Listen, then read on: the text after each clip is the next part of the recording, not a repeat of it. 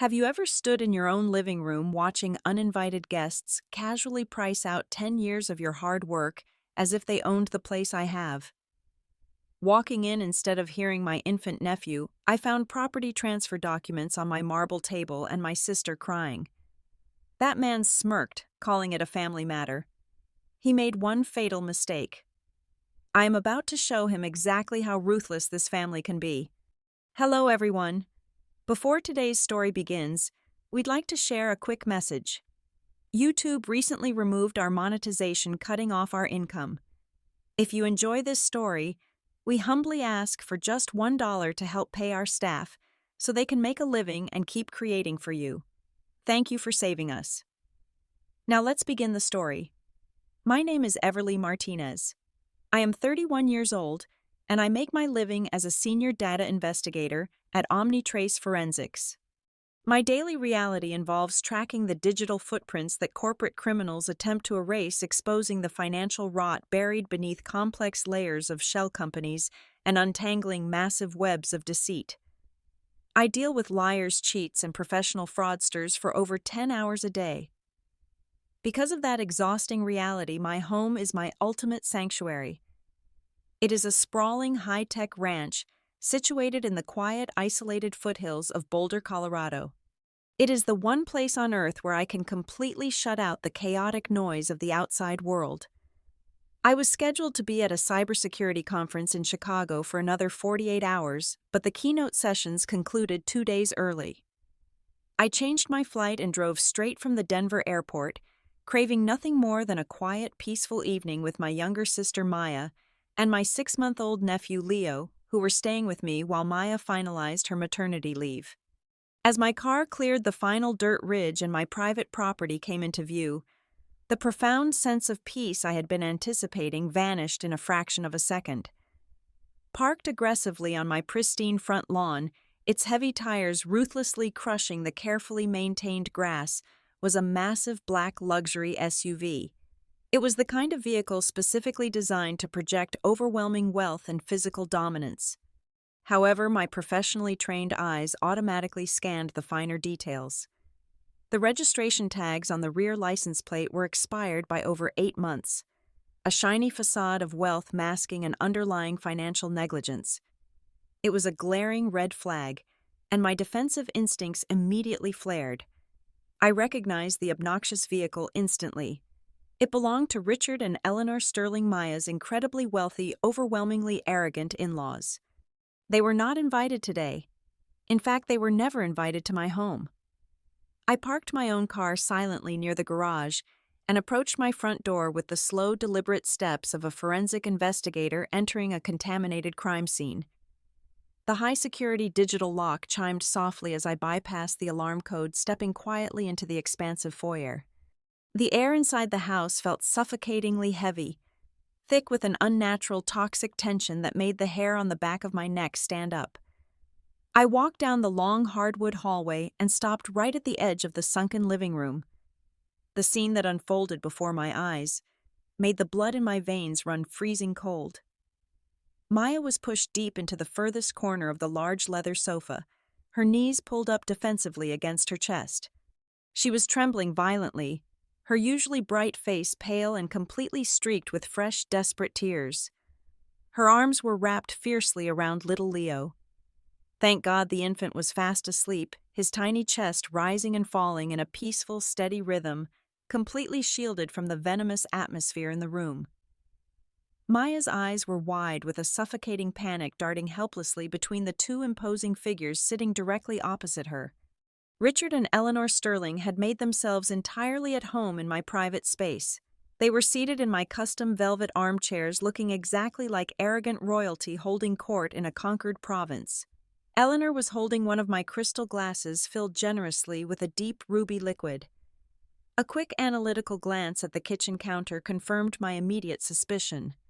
She had opened a bottle of my prized 2015 vintage Cabernet, pouring it without an ounce of hesitation, guilt, or permission. But it was the sprawling marble coffee table that truly commanded my focused attention.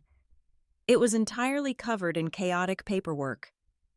There were detailed architectural blueprints of my ranch, freshly printed property tax evaluations, and a thick, legally binding document that clearly displayed the words Cross Collateral Mortgage Agreement across the top page in bold, intimidating black letters. They were openly evaluating my home. They were putting a real estate price tag on my personal sanctuary.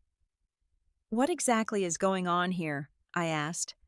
My voice was dangerously quiet and perfectly even, lacking any of the explosive hysterical rage they might have been anticipating. It was the exact calculated tone I used when interrogating a white-collar suspect who had already lost the game without realizing it. Eleanor startled at the sudden sound, spilling a dark drop of my expensive wine onto her silk designer blouse. Richard, however, did not even flinch.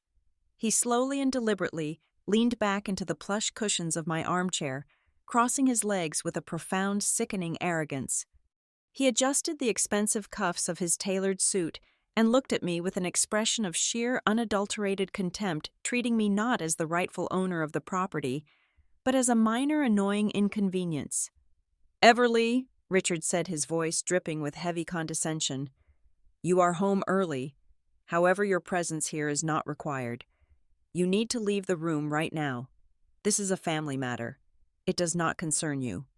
The sheer breathtaking audacity of the statement hung suspended in the heavy air. He was sitting in my house, drinking my stolen wine, plotting over my personal property, and ordering me to leave my own living room. A lesser person might have screamed until their throat bled. A more emotional person might have grabbed them by their expensive collars and physically dragged them out onto the gravel driveway. I did neither of those things. I looked at my terrified sister, giving her a single steady, reassuring nod. Then I turned my full, undivided attention back to Richard and Eleanor. I did not raise my voice a single decibel. I simply reached backward without looking, my hand finding the heavy metal deadbolt on the solid oak front door. With a deliberate, echoing finality, I turned the lock. The loud metallic click resonated through the silent room like a heavy wooden gavel striking a judge's block. I turned back to face the invaders, a chilling, completely hollow smile spreading slowly across my face.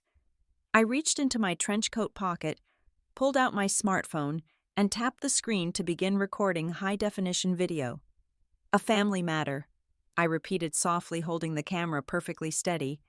How incredibly interesting. They truly believed they were cornering a weak, helpless young mother. They had absolutely no idea. They had just willingly locked themselves inside a steel cage with an apex predator. I kept the camera lens leveled perfectly at Richard's face as I closed the distance between the entryway and my living room. I did not utter a single syllable in response to his pathetic attempt to dismiss me. My silence was a tactical choice. In my line of work, silence creates an uncomfortable vacuum that guilty people always rush to fill. Richard shifted slightly in the velvet armchair, his arrogant posture stiffening just a fraction of an inch. I stopped right at the edge of the marble coffee table. Without breaking eye contact with him, I used my free hand to slide the thick stack of paperwork closer to me. My professional training took over instantly. My eyes darted across the dense legal jargon, scanning paragraphs, identifying key clauses, and absorbing the financial implications at a speed that clearly unsettled the two intruders. These were not merely speculative evaluations. This was a fully drafted, legally binding commercial loan application.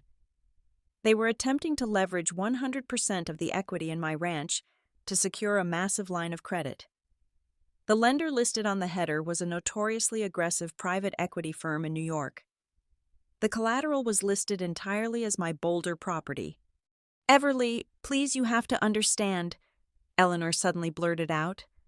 Her haughty demeanor vanished instantly, replaced by a rehearsed theatrical display of maternal desperation.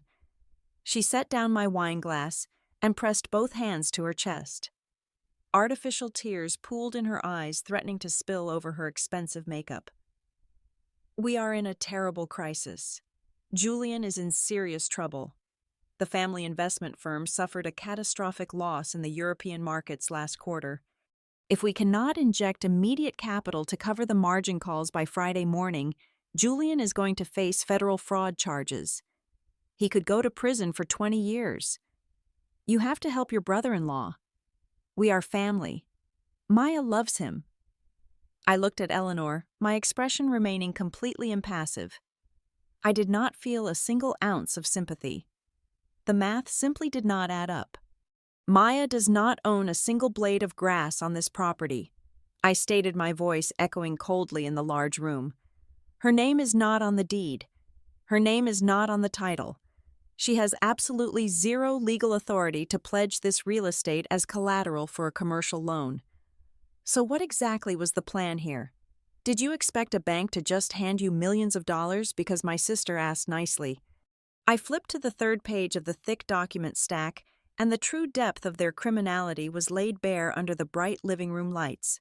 It was a general power of attorney form. It explicitly granted Maya the full legal right to manage, sell, or mortgage my real estate assets on my behalf. At the bottom of the page, on the line designated for the property owner, was my signature. Or rather, an incredibly clumsy, highly amateurish forgery of my signature. They had printed this document, forged my name, and cornered my terrified sister in my own home to bully her into signing the witness and notary sections.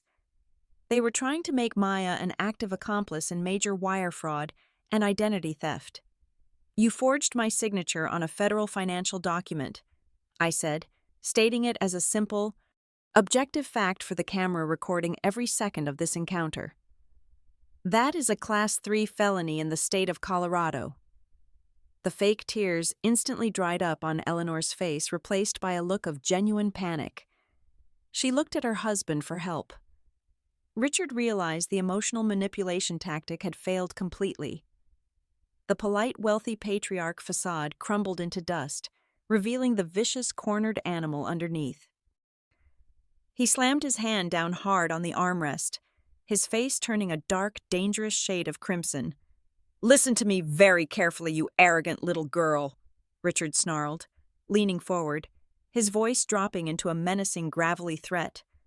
"Julian's company needs that capital injection right now. If Maya does not sign those witness forms today, Julian will file for immediate divorce.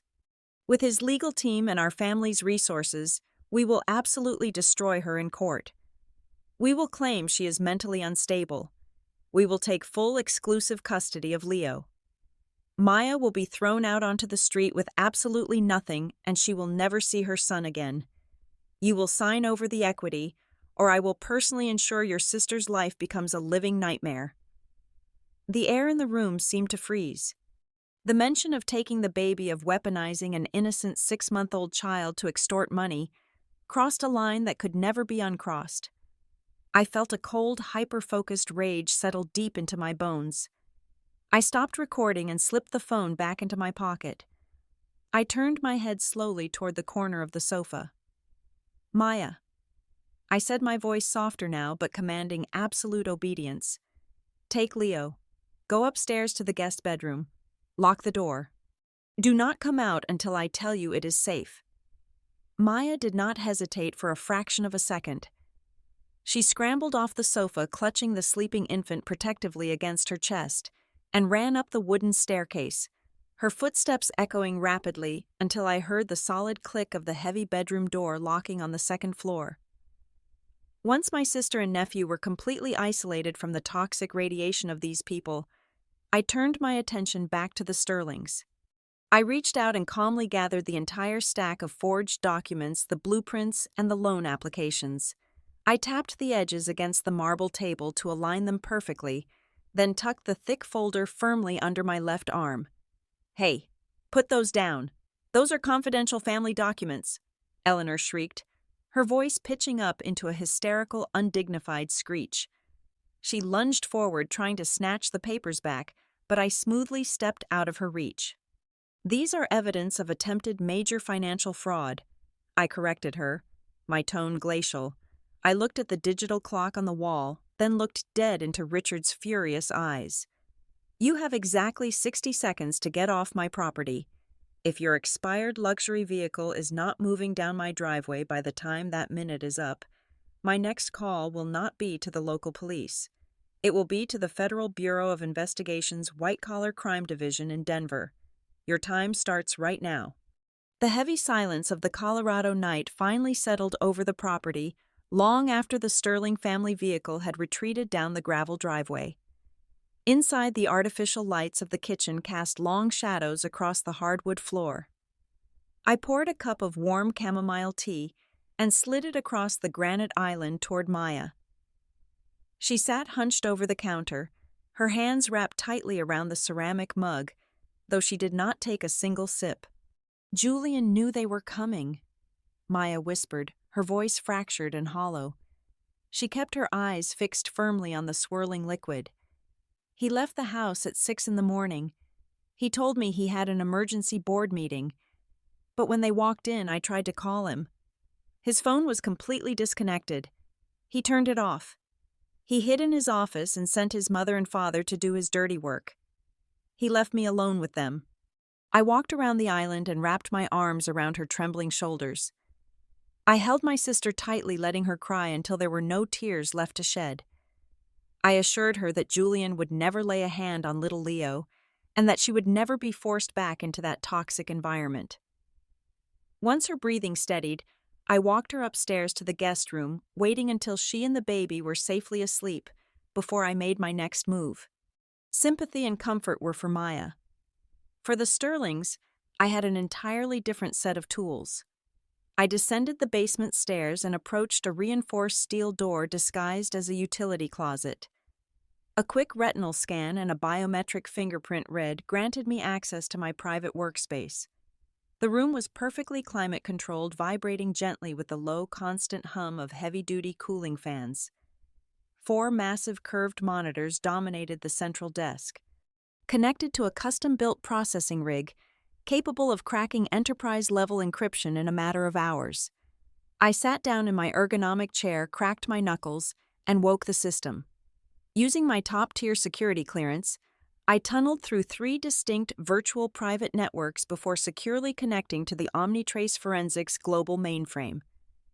I was about to perform a full, unconsented digital autopsy on the Sterling Investment Group. My fingers flew across the mechanical keyboard, injecting a series of specialized search algorithms into the financial sector's data stream. I started with their public filings, which were predictably spotless, before diving into the dark waters of their offshore routing numbers.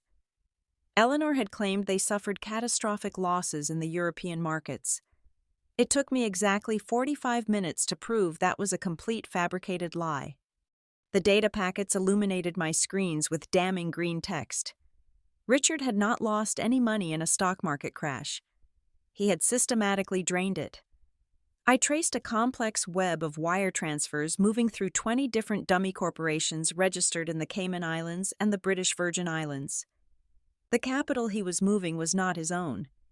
He had been quietly embezzling massive sums from 3 different municipal public school pension funds. He had stolen the life savings of hundreds of retired teachers, but the black hole of his finances went even deeper. A man who steals that much money usually buys private islands or luxury yachts. Richard had absolutely nothing to show for it. I ran a cross-reference on his hidden offshore ledgers and found the massive bleeding wound. He was a degenerate gambler who had leveraged his clients' money on illegal, high-stakes sports betting syndicates operating out of Macau and underground casinos in Las Vegas. He did not owe money to European banks.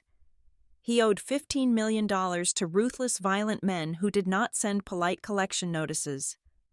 The margin call Eleanor cried about was actually a hard deadline from a criminal syndicate. If Richard did not deliver the cash by the end of the week, they were going to start breaking bones or worse. The sheer scale of the financial rot was staggering, but it was the next discovery that truly turned my blood to ice.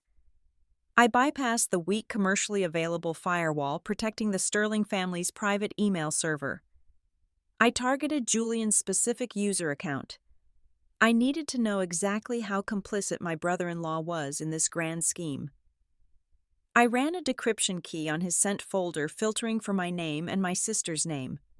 The first major plot twist of the night hit me like a physical blow to the chest. Julian was not an innocent victim of his father's crimes, nor was he acting under duress. He was the actual architect of my sister's nightmare. I opened a heavily encrypted thread dated 3 weeks prior. The message was sent directly from Julian to his father. The words burned themselves into my retinas. "Leave the company assets alone," Julian had written. "Everly's tech ranch in Boulder is fully paid off. The current market value is easily over $8 million. We can use it to cover the syndicate debt. Maya is soft and completely terrified of confrontation. If you press her hard enough, she will sign the guarantor documents without reading them. When Everly finds out, she will be furious, but she will quietly pay off the mortgage to keep Maya out of federal prison. We use Maya as the shield. It is the perfect leverage." My own brother-in-law had actively conspired to frame his wife for federal fraud, just to save his own miserable skin. He had volunteered the mother of his newborn child as a sacrificial lamb to the criminal underworld. I pushed away from the desk, the heavy silence of the basement ringing loudly in my ears. The initial wave of protective anger I felt upstairs evaporated completely, replaced by a cold, calculating, and absolute lack of mercy. Simply defending my property and locking my doors would never be enough. If I only blocked their fraudulent loan, they would simply find another way to attack Maya. They would drag her through years of vicious custody battles, draining her spirit and my finances until they got what they wanted. Defensive measures were completely useless against parasites. To protect my family, I had to completely eradicate the threat. I had to orchestrate an offensive strike so devastating they would never be able to recover. I turned back to the glowing monitors. I opened a highly secure, untraceable communication channel on the dark web, reaching out to a private network of ruthless debt scavengers, vulture capitalists, and elite asset liquidators. I had met during my years of corporate investigations. Richard needed $15 million to survive his underworld creditors. The syndicate holding his markers did not care who paid them as long as they got their cash. They would happily sell that debt at a slight premium to a legitimate buyer who could collect it cleanly. I began drafting a series of rapid, heavily encrypted messages to my financial brokers. I was going to leverage my own massive investment portfolio. I was going to buy every single cent of Richard Sterling's toxic debt from the shadows. I was going to weave a perfect invisible snare and wait patiently for them to step right into the center of it. 72 hours crept by in total silence before the enemy made their next calculated move. Early on a Tuesday morning, a secure notification pinged on my private server. It was a direct email from Richard Sterling. The subject line was completely blank, but the contents were a masterclass in white-collar extortion. He had entirely dropped the aggressive, red-faced shouting from my living room, replacing it with a sickeningly polite, deeply venomous corporate tone. He casually suggested that an ugly, highly public legal dispute would be terribly unfortunate for a young woman in my highly sensitive line of work. He heavily hinted that Omnitrace Forensics might reconsider my senior security clearance if rumors began to circulate about financial irregularities or unstable behavior on my end. Furthermore, he outlined a terrifying, meticulously planned scenario for my sister. He promised to hire the most vicious, notoriously expensive divorce attorneys in the state of Colorado. He guaranteed they would bury Maya in endless, suffocating litigation, freeze all her meager assets, and drag out the custody battle for little Leo until she was utterly broken, financially ruined, and begging on her knees to surrender the child. It was a beautifully constructed, merciless threat, perfectly designed to paralyze a normal person with absolute fear. I simply smiled and began to type my reply. I carefully crafted a response that projected total pathetic submission. I used hesitant language, intentionally leaving minor typos to simulate a panicked, trembling hand. I told him I could not risk losing my hard-earned career or watching my sister lose her infant son to a broken legal system. I conceded total defeat. I agreed to meet them on Thursday morning at 10 o'clock sharp at an exclusive high-end notary public office located in the financial district of downtown Denver to finalize the asset transfer and renegotiate the terms of their leverage. When I hit the send button, Maya was standing in the doorway of my home office.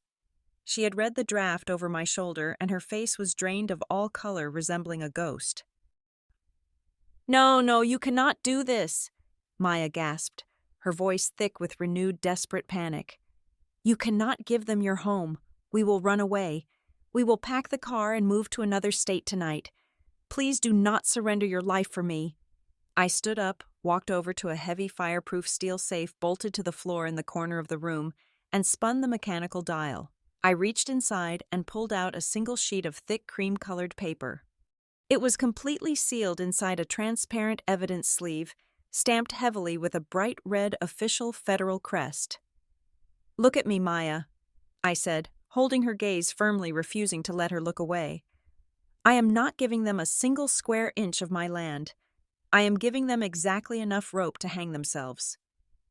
I turned the paper around so she could see the heavy black redaction lines and the undeniable, terrifying authority of the federal seal at the very bottom.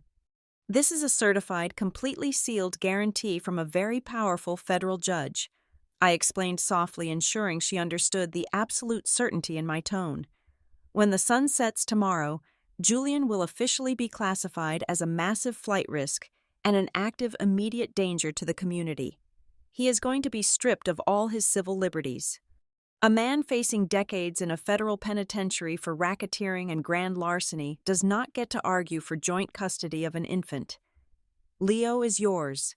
Forever. Tomorrow we end this.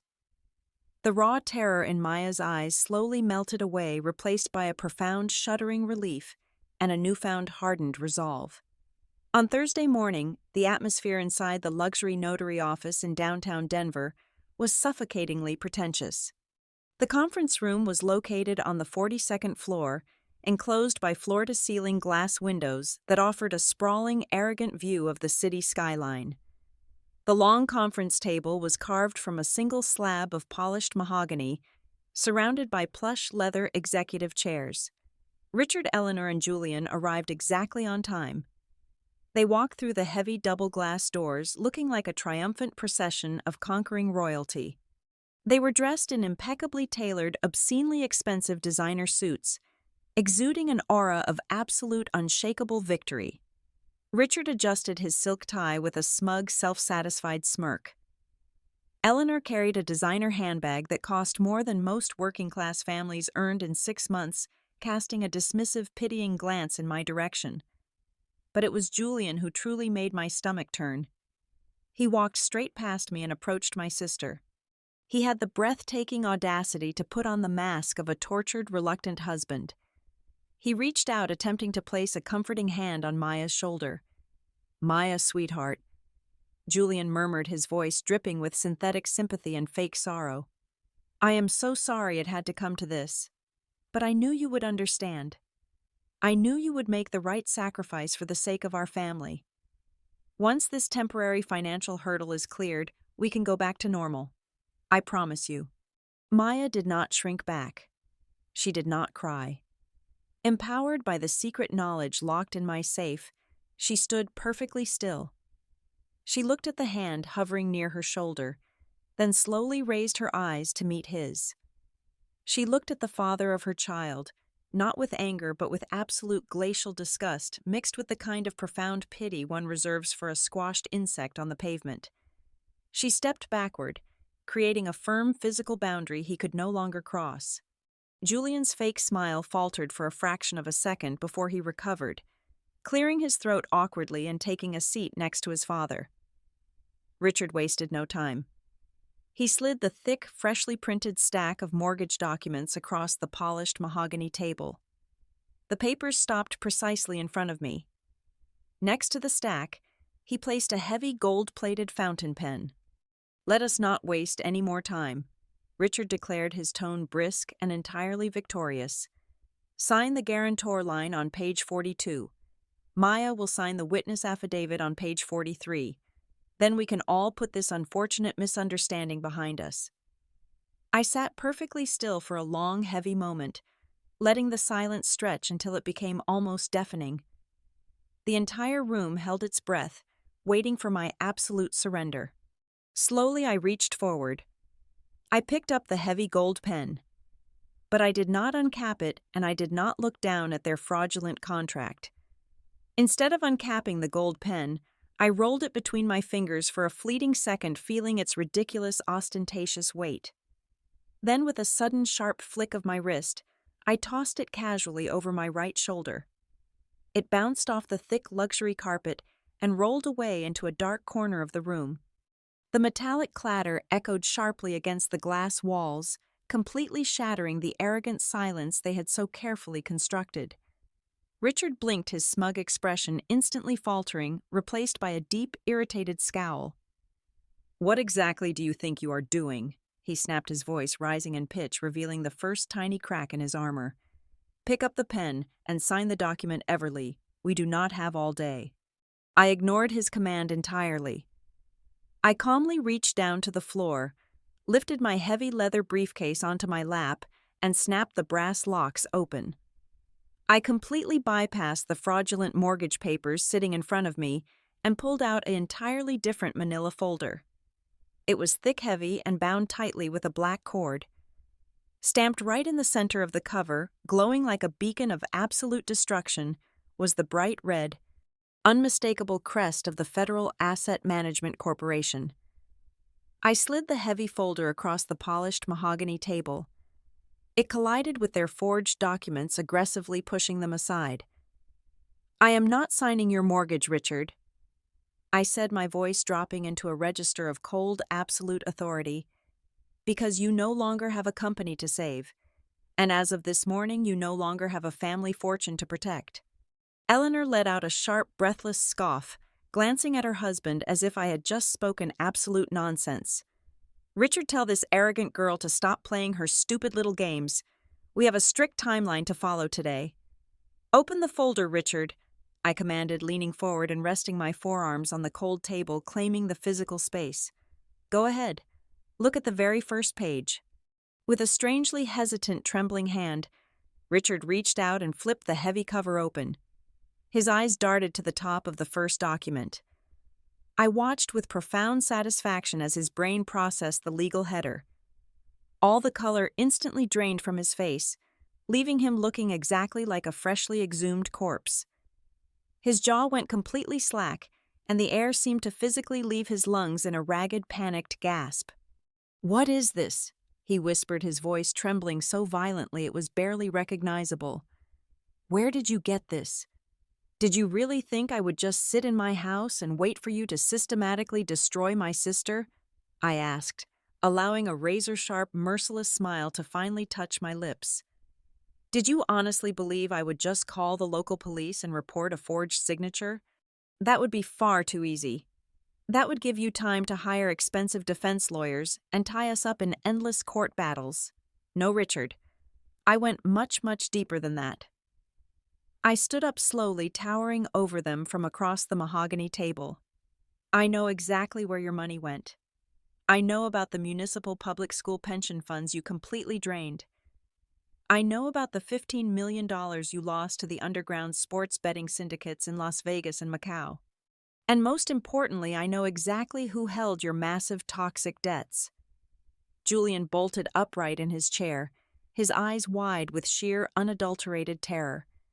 He looked frantically at his father, then at me. "How could you possibly know about the syndicates?"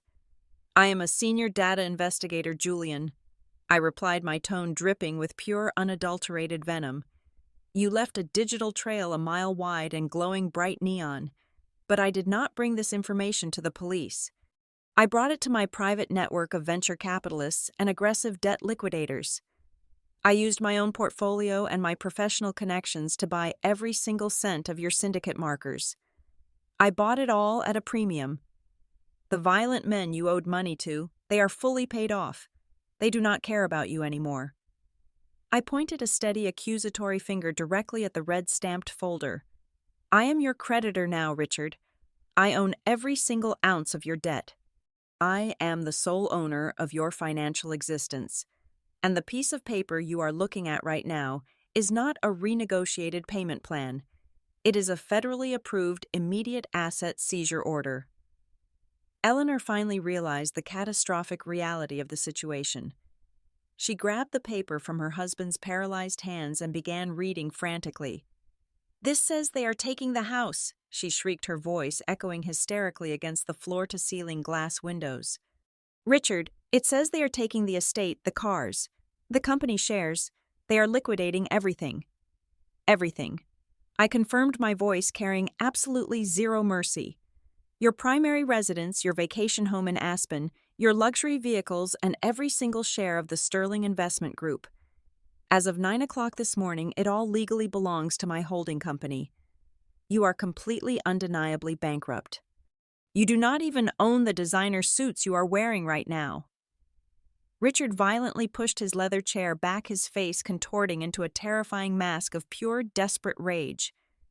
He dug frantically into his tailored jacket pocket and pulled out his smartphone. "You cannot do this. This is completely illegal. I will tie you up in civil litigation for the next 10 years. I am calling my legal team right now. Eleanor, get out your platinum card. We need to wire a $50,000 retainer to the firm immediately." Eleanor frantically dug through her absurdly expensive handbag, pulling out a sleek, heavy metal credit card. She grabbed her own phone and dialed her private banking concierge, her hands shaking so badly she dropped the phone twice onto her lap. I simply watched them, immensely enjoying the chaotic, pathetic symphony of their absolute destruction. A few seconds later, Eleanor lowered her phone, her eyes wide with a new, much deeper level of absolute horror. "Richard," she choked out, her voice breaking into a loud, ugly sob. "The card is declined. The bank says all of our accounts have been frozen." "Frozen!" Richard roared, slamming both of his fists down hard on the mahogany table. "How can they be frozen? That is impossible." "It is not impossible when you are the primary suspect in a massive federal criminal investigation," I said, casually checking the silver watch on my left wrist. "Which brings me to the grand finale of our little family meeting." As if heavily orchestrated by a master conductor, the heavy double glass doors of the conference room swung open violently. But it was not the high-priced defense attorneys Richard was desperately praying for. 4 men and 2 women stepped briskly into the room. They were not wearing tailored designer suits. They were wearing dark, tactical windbreakers with the bright yellow letters representing the Federal Bureau of Investigation printed boldly across the back. The lead agent, a tall, imposing man with a deeply serious expression, stepped right up to the table. He did not ask for permission to enter, and he did not introduce himself politely. "Richard Sterling and Julian Sterling," the lead agent announced, his voice echoing with absolute federal authority. "You are both under arrest for multiple counts of wire fraud, grand larceny, and the embezzlement of federal pension funds." "Wait, no, you have to listen to me," Richard stammered, raising his hands in a pathetic, shaking gesture of surrender as 2 heavily armed agents grabbed his arms and forcefully turned him around. The sharp, unmistakable click of heavy metal handcuffs echoing in the pristine conference room was the most beautiful sound I had ever heard in my entire life. 3 days ago, I explained quietly, leaning in so only Richard could hear me over the escalating commotion, I compiled a massive, fully decrypted dossier containing every single wire transfer, every offshore dummy corporation, and every stolen pension fund dollar. I sent it directly to the White-Collar Crime Division. Anonymously, of course. You were a dead man walking into this room, Richard.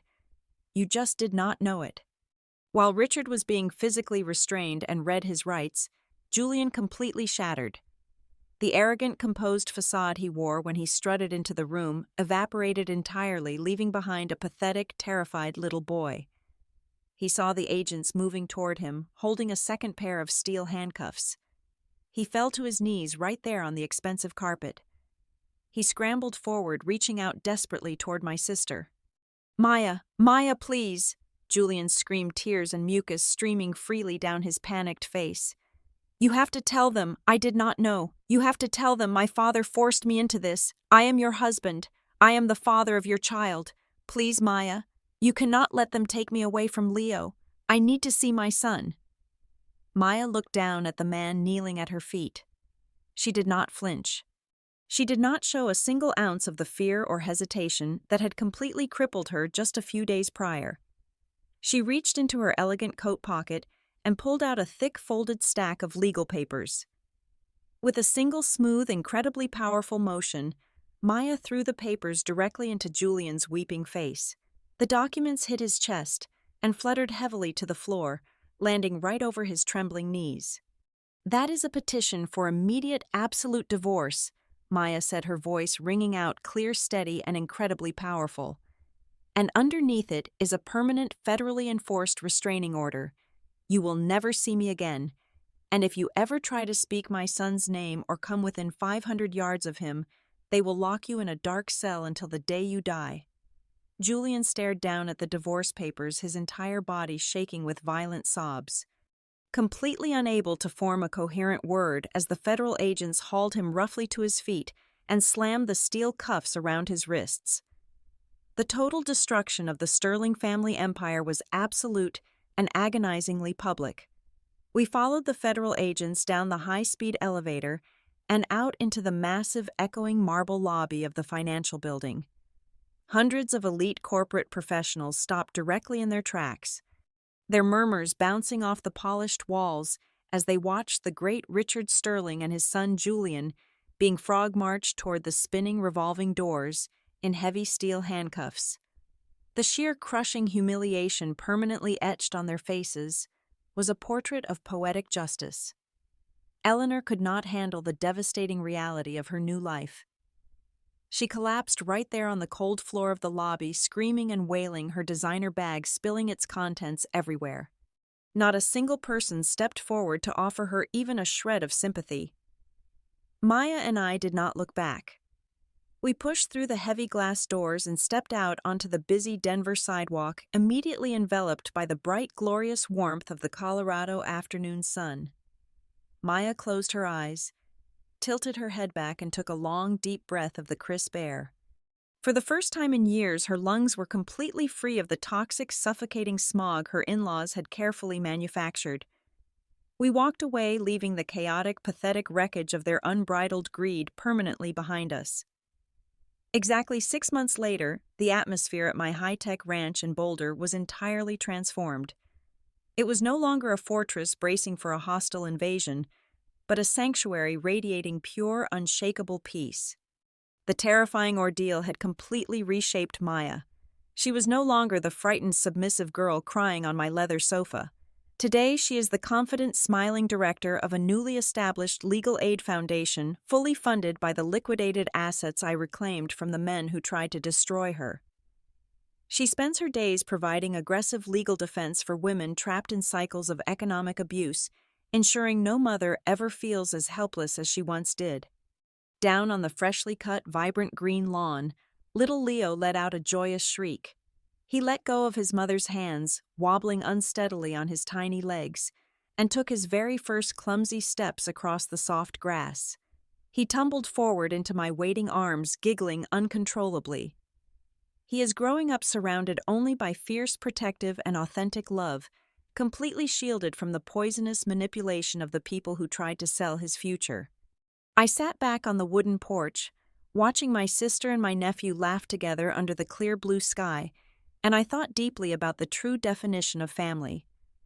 Society conditions us to believe that blood requires unconditional loyalty and endless sacrifice, but I learned that family is never a valid excuse to endure exploitation. It is not a free pass for parasites to drain your life force. True family is the ultimate motivation to draw absolute ironclad boundaries and passionately defend the people you genuinely cherish. If I can leave you with one piece of hard-earned wisdom, let it be this: do not ever allow anyone to weaponize the word family against you. Yielding to greedy, toxic people out of a misplaced sense of duty is nothing but a death sentence for your own happiness and your own future. Draw your lines in the sand, and if they try to cross them, show them absolutely no mercy. Thank you so much for listening to today's story. We hope you enjoyed it. As an ad-free channel, your support is what keeps us alive. Please support Haley Revenge Stories with just $1 via the QR code on the screen, or click the link in the description box or pinned comment.